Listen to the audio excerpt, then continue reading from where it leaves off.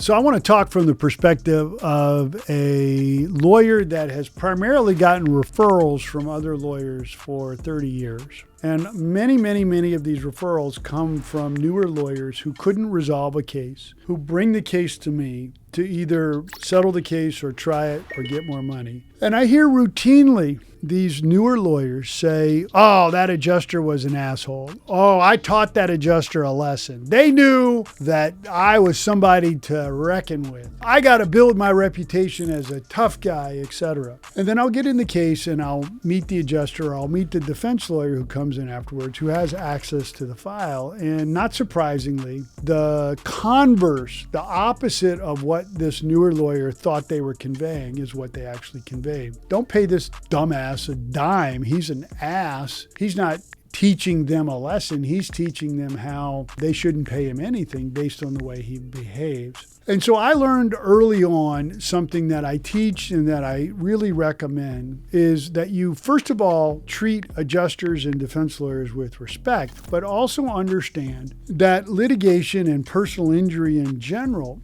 is an adversarial system, but it is a collaborative process with the other side, whether it's an insurance company adjuster or a defense lawyer in-house or outside counsel.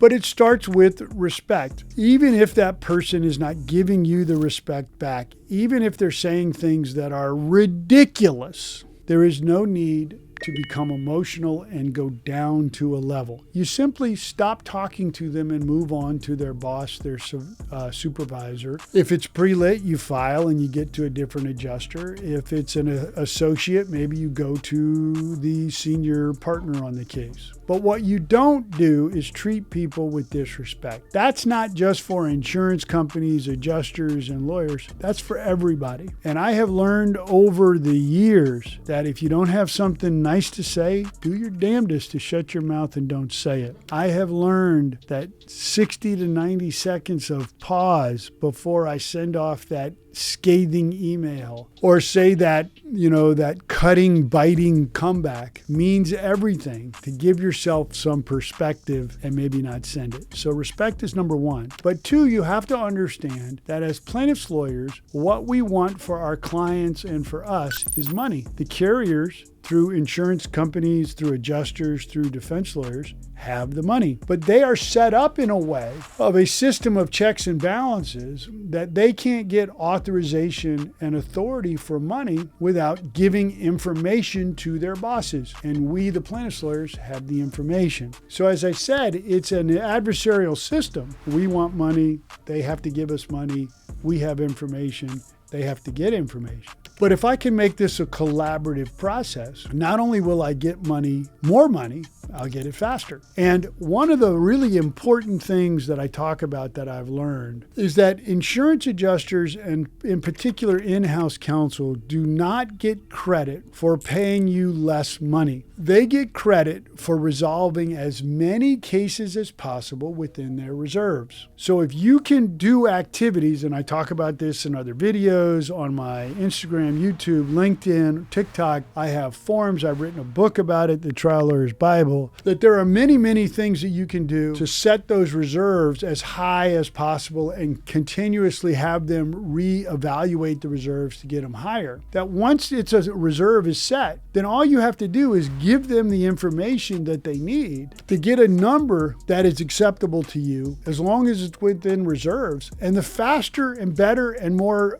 cohesive and lucid and understandable the information you give to them, then the faster that they'll go get you money and settle the case. They want to settle the case. And so I have a whole checklist of 80 to 90% of every personal injury case on both sides needs the same kind of information. They need all the medical records. They need all the Howell bills. They need the police report. They need to prove that you're not Prop 213. They need the property damage photos and the property estimate. If there's pre-existing injuries, they need those records, right? They need to know what the plaintiff looks like, how old they are, how much they weigh, how do they ambulate, how do they present. So they need photos and videos of what the plaintiffs looks like. And they need form interrogatory answers just to get them answered. And if it's in litigation, they need a deposition. Maybe they need a medical exam. So if you organize your practice, pre-lit and litigation, that those things you want to give to them right away because they need that. to check off the boxes to get you money, but also you need it to value your case. So it's a win-win. But if you treat people with respect, understand that their job is not conspiring to screw you, but that they have to follow certain procedures.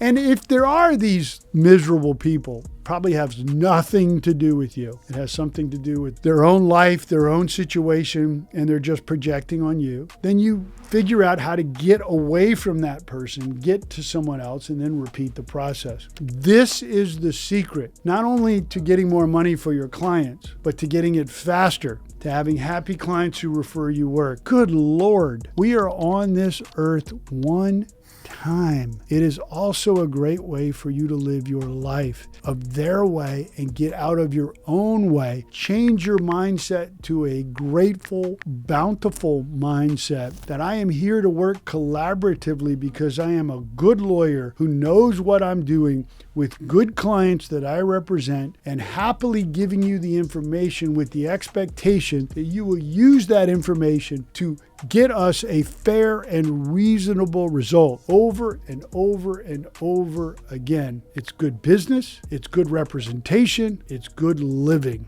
Come on now.